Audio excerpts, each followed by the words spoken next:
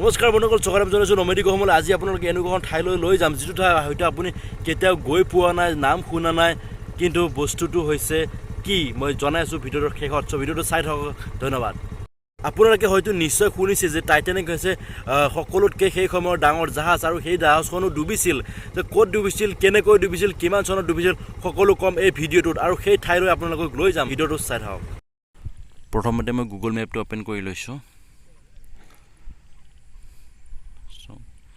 এইখন হৈছে মোৰ ঠাই। পিছত এইবাৰ আমি যাম জাপানলৈকে। মই ৰেড মাৰ্ক কৰি থৈ দিছোঁ। জাপানটো আপোনালোকে দেখা পাইছে। চ' জাপানৰ অলপ তলত আহক। এইবাৰ তলত আহি দেখা পাব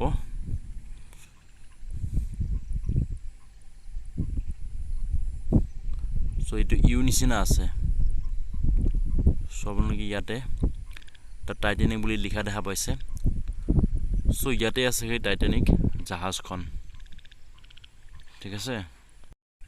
জাহাজখন নিৰ্মাণ কৰা হৈছিল 31 মাৰ্চ 1909 চনত আৰু সম্পূৰ্ণ হৈছিল 31 মে 1911 চনত। প্ৰায় 3 বছৰ সময় লাগিছিল। আৰু জাহাজখন কেনেকৈ ডুবিছিল আপোনালোকে এতিয়া নিশ্চয় গম পাইছে যে বৰফৰ আপোনাৰ পাহাৰ খুন্দা লাগি জাহাজখন ডুবি গৈছিল।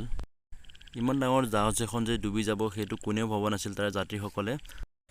টাইটানিক জাহাজ হৈছে সেই সময়ৰ আটাইতকৈ ব্যয়বহুল জাহাজ। প্ৰায় 48 কৰোৰ টকা খৰচ হৈছিল সেই নিৰ্মাণ কাৰ্যত, আৰু 2000ৰো অধিক বনুৱাই বা কৰ্মচাৰীয়ে সেই জাহাজখন সাজি উলিয়াইছিল। লগতে গুৰুত্বপূৰ্ণ এটা কথা জনাই থৈ দিওঁ যে এই টাইটানিক জাহাজৰ নিৰ্মাণ কাৰ্যৰ কামটো লৈছিলে হোৱাইট ষ্টাৰ লাইন নামৰ এটা কোম্পানীয়ে। বন্ধুসকল, আপোনালোকক যিকোনো উপায়েৰে হ'লেও সেই ঠাইলৈ মই লৈ গ'লোঁ। যদিও ভিডিঅ'টো ভাল লাগিছে তেতিয়াহ'লে লাইক কমেণ্ট শ্বেয়াৰ কৰিবলৈ নাপাহৰিব, কাৰণ কি এনেকুৱা সৰু সৰু ভিডিঅ' আপোনালোকক মই দি থাকিম। চ' ভিডিঅ'টো লাইক কমেণ্ট শ্বেয়াৰ কৰিবলৈ নাপাহৰিব। 1 মিনিট যদি ভিডিঅ'টো চাইছে ছাবস্ক্ৰাইবটো কৰি দিব।